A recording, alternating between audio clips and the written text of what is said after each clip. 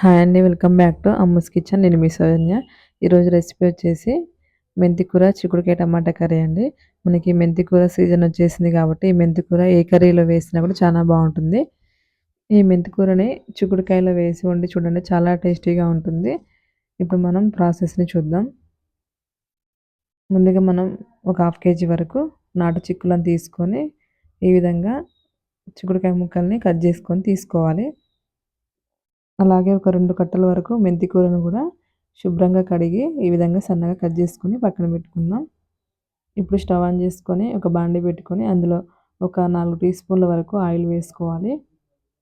Oil heat ఎక్కాక ఒక tea spoon పోపు గింజలు వేసుకోవాలి. అలాగే ఒక పావు స్పూన్ జీలకర్ర, సన్నగా కట్ చేసి పెట్టుకున్న ఉల్లిపాయ ముక్కలు ఒక కప్పు, ఒక 3 పచ్చిమిర్చి సన్నగా కట్ చేసుకొని వేసుకోవాలి.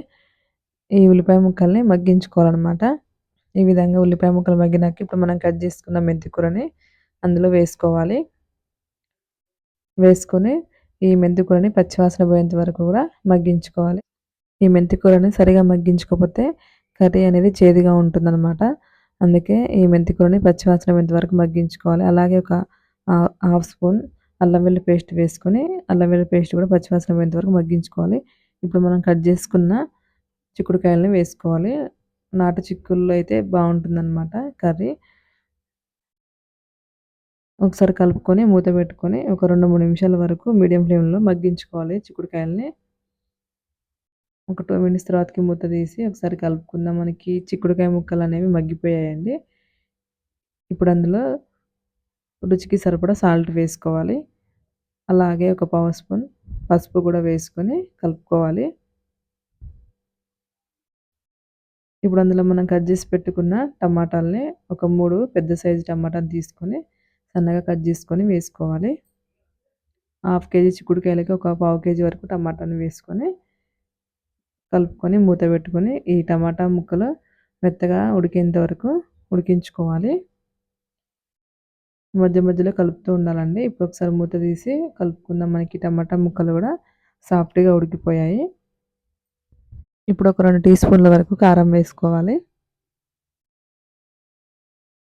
కారం వేసుకొని ఒకసారి కలుపుకొని మూత పెట్టుకొని లో ఫ్లేమ్‌లో ఉడికించుకోవాలన్నమాట కర్రీని.